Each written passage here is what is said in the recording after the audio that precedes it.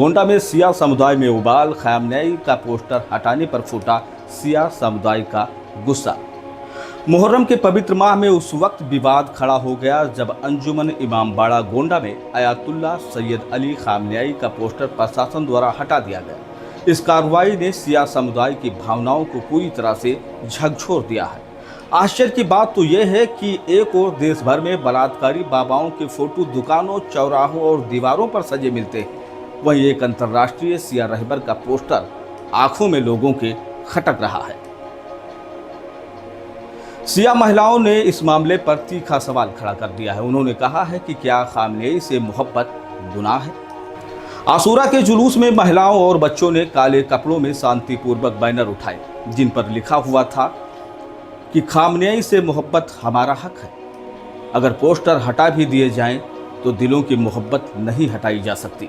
लोगों का कहना है कि धार्मिक विद्वानों की जगह पर बलात्कारी बाबाओं के पोस्टर मंजूर, मगर खामनेई का पोस्टर मंजूर नहीं है।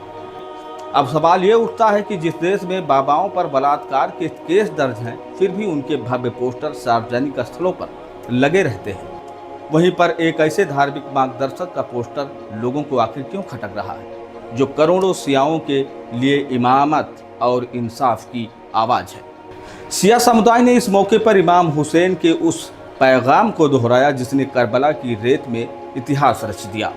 हक की राह पर खामोशी नहीं, बुलंद आवाज चाहिए।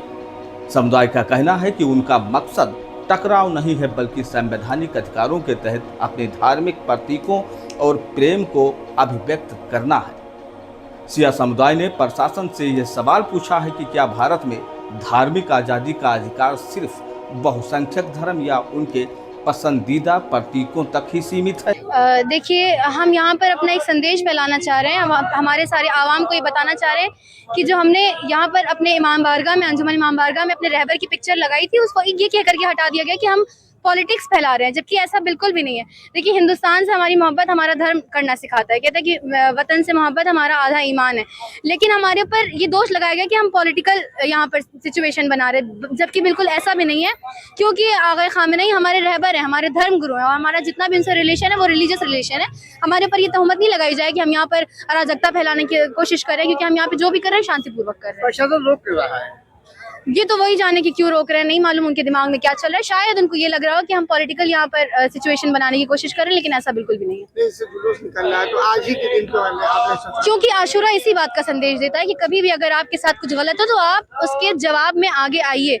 और हमारे ऊपर एक गलत आरोप भी लगाया गया और हमारे साथ गलत हुआ है। हमारे रहबर की फोटो हटाई गई, हमारे धर्मगुरु की फोटो हटाई गई है, जो कि हमें कॉन्स्टिट्यूशन हमारा बेसिक राइट है कि हम अपने राइट्स को कर सकते हैं, यहाँ पे अपने रिलीजन को फॉलो कर सकते हैं। तो ये हटानी नहीं चाहिए थी।